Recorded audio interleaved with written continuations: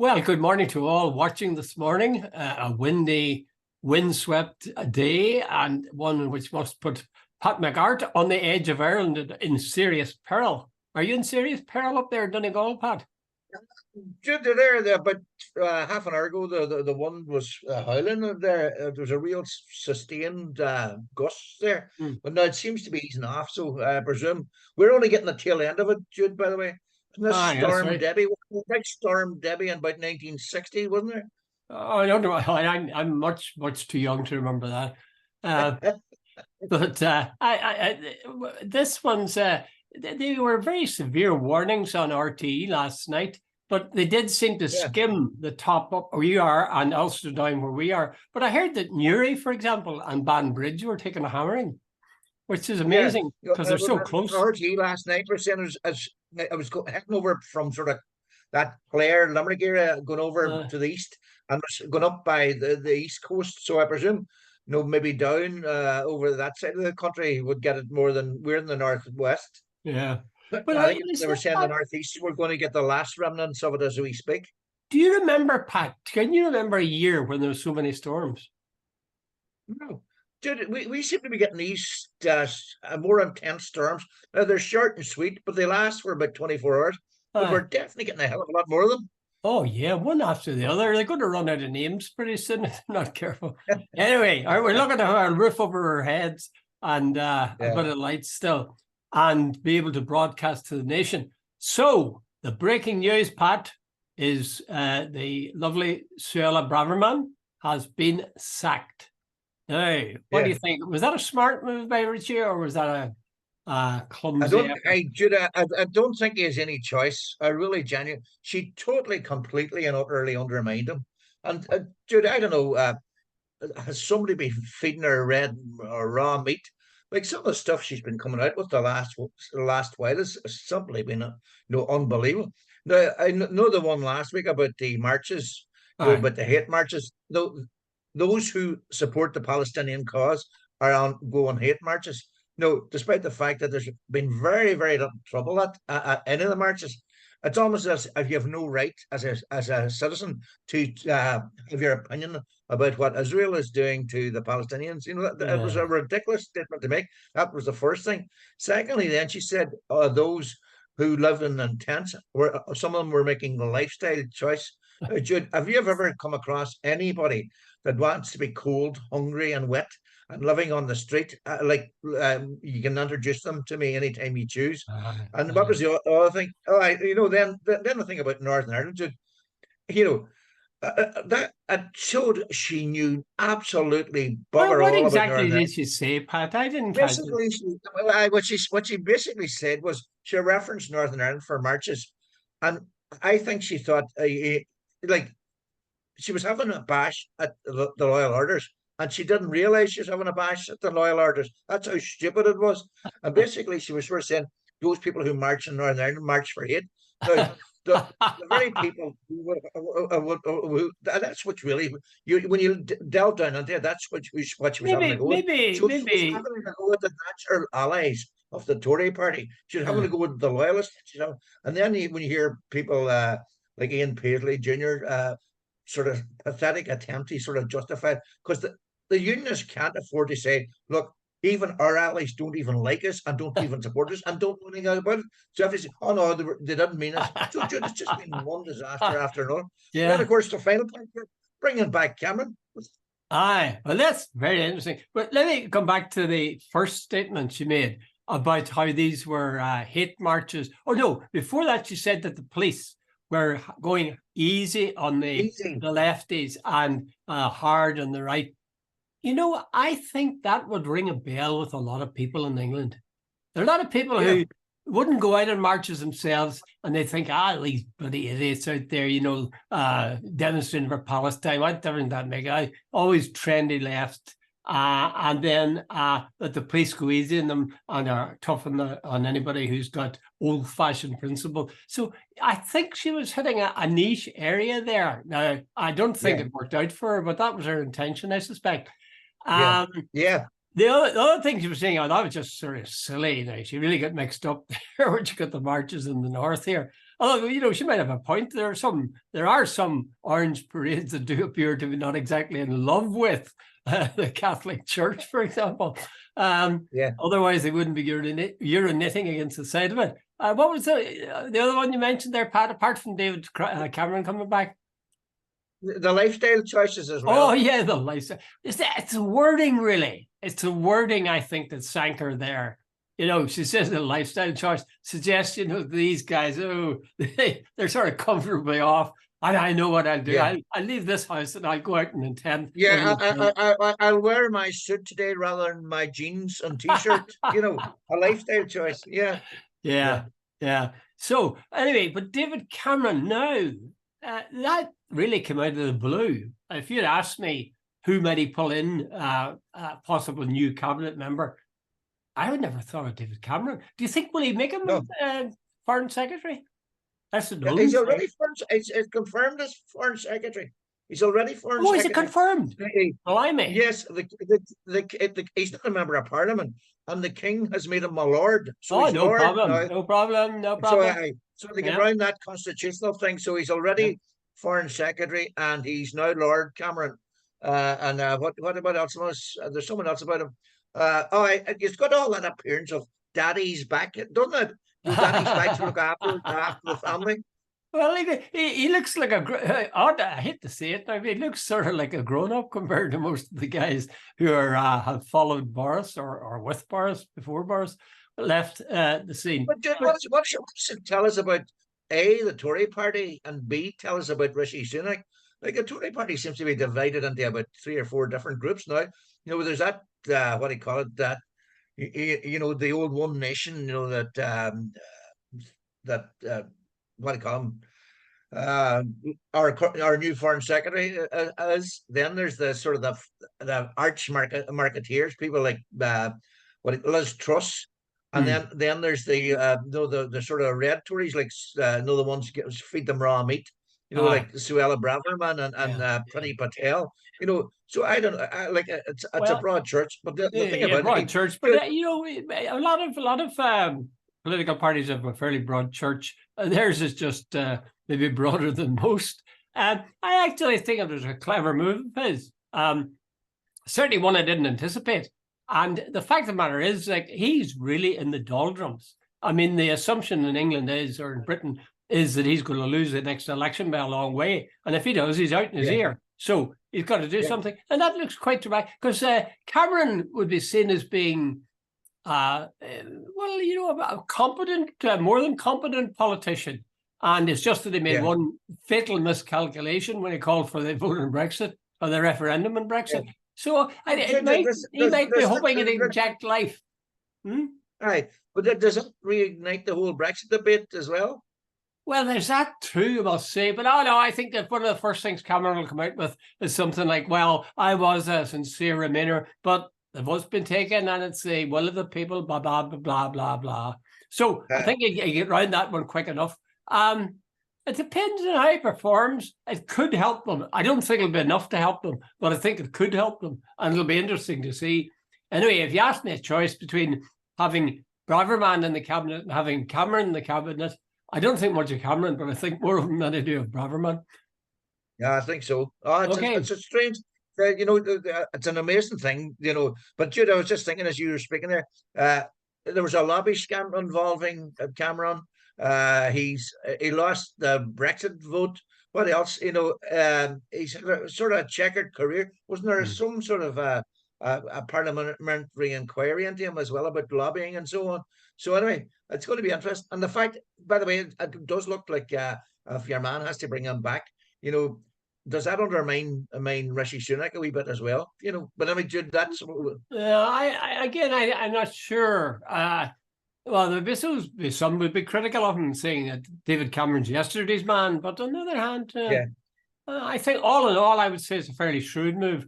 Anyway, let's go on to another topic, and that is Remembrance Sunday. Now, I leave aside this whole thing that Suella Braverman was on about the demonstration in favour of Palestine and so on. But I'm very struck by this, that not only are, ex-servicemen and so on, I wish they wouldn't talk about his service, ex-soldiers, or airmen or whatever, turning out and remembering their fallen comrades. But it seems that all nationalists and Republicans in Ireland are now attending remembrance services. That is to say, I would say not just remember, but to some extent to glorify the forces of the British Army, the British Armed Forces throughout history, because it's not just the First World War. You have Ryan Murphy, who's the mayor of Belfast, Shinner, and he was at the cenotaph. Mary Lou was at St. Patrick's Cathedral, the Protestant Cathedral, at services in Dublin. Leo was in Enniskillen at the commemoration there and laid a wreath. So I see that as good move electorally in terms of, showing that they're open and they're reconciling and so on. But I feel uneasy about the fact that they are supporting. By doing so, they're actually more than supporting, they're glorifying, because that's what those things are. They are a glorification of the actions of the British Armed Forces, not just in the Great War, not just over here, the time of the Troubles here, but ad infinitum, all the actions that they've done down the centuries. Yes and no, Jude. Like a lot of people, Irish people, we had a wee go at this on Friday last. A lot of Irish people joined over the years. A lot of Irish fought in World War One. A lot of them fought in World War Two. And I don't think that those people joined up for the glorification of Britain. A lot of them had their own reasons. Some of them because they hated Hitler. The first one, as you said, the last day in 1918, there was abject poverty and deprivation. And a lot of Irish people saw joining the British Army as a way to get 3 meals a day, and so on. And we lost quite a lot of people, native Irish people in both those wars. Sure. So, in a way, to commemorate them is not to glorify them. Well, I find those ceremonies, the way they are done, the way they have soldiers in lines marching towards the cenotaph, and it's just there's a militaristic tone to it all, which does say at least we're really proud of these people for what they did. And we talk about the service they did. Let's face it, their job was to be trained to kill and then go out and kill or be killed. Now, that requires huge courage. And again, I'd put into the mix, you're absolutely right. Many a man went into it, and I had relatives, I'm sure you probably have relatives too, in the Great War that went and died in many instances. So you'd have sympathy for these people. But that's another matter from saying, I'm going to participate in the British Armed Forces commemoration as being mild, and I would say to some extent glorification of what the British Army has done, not just in one war, but all the service they've given down the centuries. That's how I read it now. Maybe I've got that wrong, but I remember checking that one other year. There's part of that I agree with you. I can't dismiss it. But then I remember the whose name that totally escapes me one more time, the guy in Derry. After Bloody Sunday, he said he had fought in the British Army in the second. No, it was a guy who lived in Derry, who actually said that he had fought in the Second World War with British troops and was so proud of them, and he was so ashamed of what they had done on Bloody Sunday. So, dude, I don't know. It's a very mixed thing. I don't know. A lot of people have their own reasons not to glorify the British Army or to what they have done, but to remember their own people. And I think it's not as simple. I know it's not as clear cut, either way. Well, I just think, again, when you emphasize that, I certainly maybe have not stressed that enough. The fact that you'd want to honor and remember and think fondly of relatives and people that you knew or that had died. But the fact that it comes down to this, we're saying that people who engage in war are the heroes of our society. Now, they don't make the decision, I suppose, to go to war, but it's a horrible thing to say, these are our heroes, the people that we trained to kill, and they went out and risked their lives and got killed instead. God almighty. If you stop to think about it, it's beneath the level of civilization. No doubt about it. Yeah, well, you go to America and you say anything about their armed forces. These guys are, Jesus, I remember traveling through Colorado, and they had the flags up in the houses, Thank you for your service to our country, sir. And all that sort of stuff. And you're going, Jesus Christ. And by God, should I defy anybody, an outsider, to say that the Americans, they've been involved in wars everywhere and they're oppressors and all the rest of it, playing the good guy. Try having a logical conversation with any American about that and see how far you get and still have your front teeth. Oh, yeah. Yeah. And they said, well, I mean, the same thing applies to British Empire throughout the world. I mean, it oppressed the people.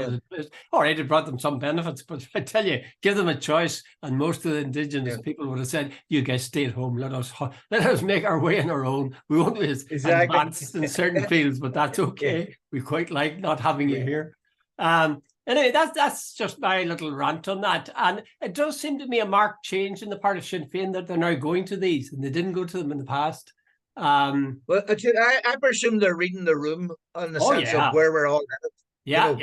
United Ireland of some cape, a new Ireland is coming. It's definitely coming, whether it's next week, next year, or next decade, or whatever. It's coming. So I think they're preparing the ground for, that they're reaching out, that they're sort of saying, we might not agree with all this.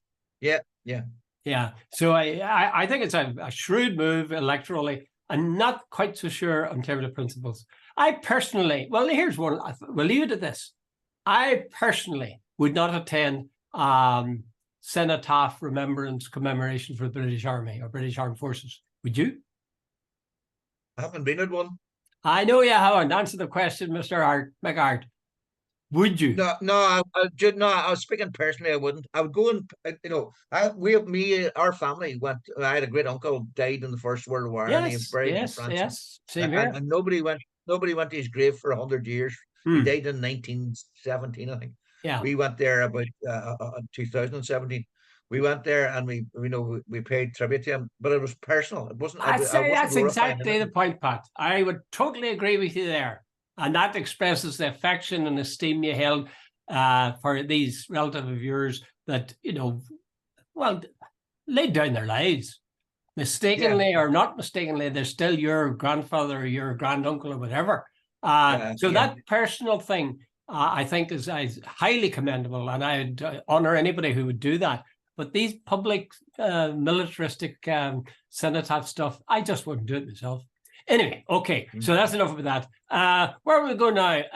There's a thing, is it in the Irish News today, where they've got the latest figures for the various political parties. Yeah. And it looks, it's all over bar the shouting, is the look of it, when you say? Yeah, I think so. Like Sinn Féin are way, way ahead. Yeah, Sinn Féin have got 31%. Now, this is in the north, 31%. Yeah. And the next is the DUP with 25%, and then Alliance 15, and UUP 11, and SDLP 9. Here's a question, because I had a dispute about this with my Movan Kayla. Do you think that Sinn Féin will win back the seats that they lost in, or the seat they lost? Is it seats or seat that they lost in Derry? They lost what do you call her? Martin Anderson? No, it wasn't Martin Anderson. It was others. Well, they lost the MP. SDLP's Colin Eastwood took it over. Took it from Alicia McKagan by about 15,000 votes. That's right. So, Jude, I am not so sure that Sinn Féin has got anybody right now. A big enough name or a sufficient gravitas. Colin Eastwood is doing all right as far as I can see, and I don't like. I put it like this: there's a guy Paul Delargy, I think, and there might be somebody else. I'm off the top, but Sinn Féin right now have gone through a real sort of process in Derry where they've lost out big time. Like Martin McGuinness is dead. Martina Anderson and another one member, I can't remember her name now, just off the top of my head. Fleming, I think was. They were sort of shifted sideways. The guys from Belfast came down, and there was all sorts of shenanigans. I don't even know what. There was allegations of nepotism and all this sort of stuff. So on. Yeah. Anyway, bottom line is, to answer your question, I think it's far from a cert that they'll recover the seat in Derry. And you think it'll be down to the personality or the quality of the Yeah, candidate. yeah, I mean, you may be yeah. right. I would have thought myself now that as you say, there was such an amazing shift to the SDLP that clearly there was Yeah, something going on that people are really cheesing off with. yeah, But yeah, you also mentioned the fact that the Sinners got in there and acted rather radically. I mean, they yeah, shot at Martina Anderson, who was, let's face it, a major figure, yeah, yeah. impeccable She's been in credentials. Europe for yeah, exactly. Yeah, In terms of the struggle, she was in jail for years in England, and yeah. so many things going for her. But that wasn't enough. So I do not think that the electorate would be impressed by that and say, "Okay, you guys screwed up, but you've obviously realised that now Yeah, and but responded." hold on, Jude. If I asked you now, name me two senior Sinn Féin people in Derry, I bet you could. Oh, I know, You I couldn't don't do it. know. I don't live in No, Derry.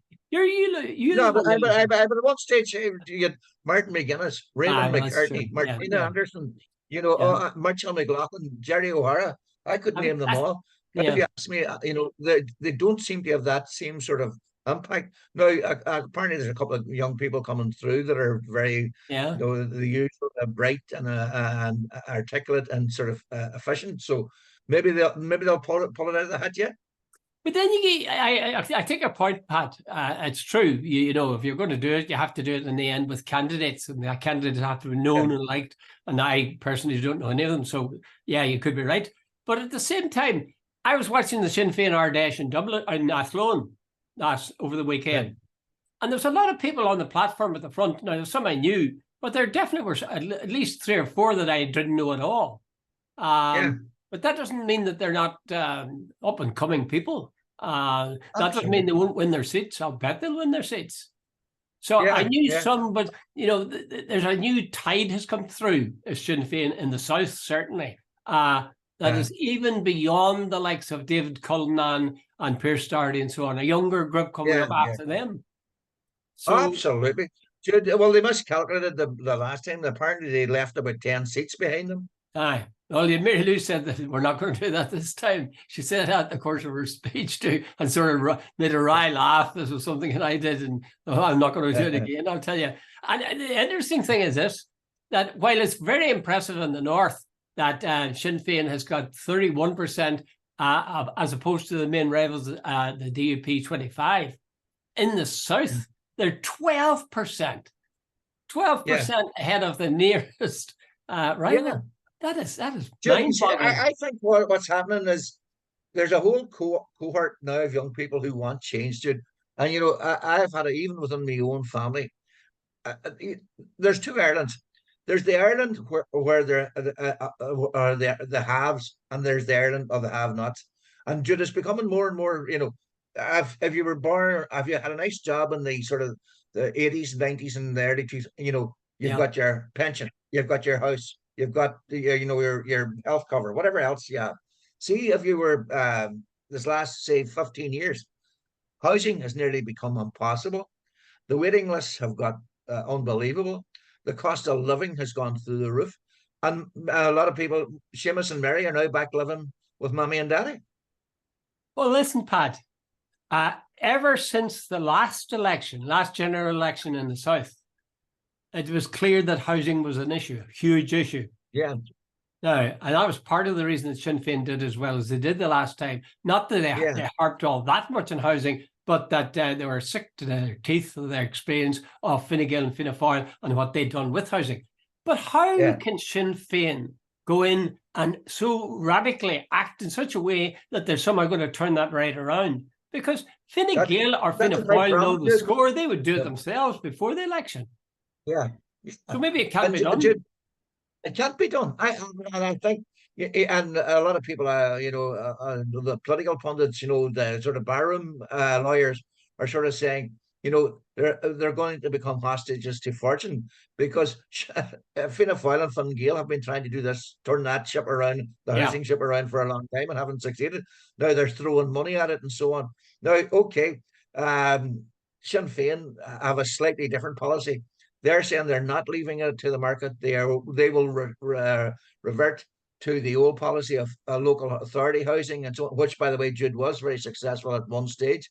I know, in other words, like the housing executive in Northern Ireland, you build the houses, and they will come type thing. Mm. Now, but I think maybe it was you said it or somebody else said it. They're saying it'll take 2 terms. That's right. That's what they have said 2 times. But will they even be able to do it then? Because I mean, Fianna Fáil, Fine Gael have had 2 terms really. They had the last term, but then Fine Gael was in power before that. So Yeah. if there is a magic bullet that's going to solve the housing crisis, wonder they wouldn't have discovered it. For a long, long time, during the Celtic Tiger era, the government took no interest whatever in the provision of social housing. None. They left it to the market.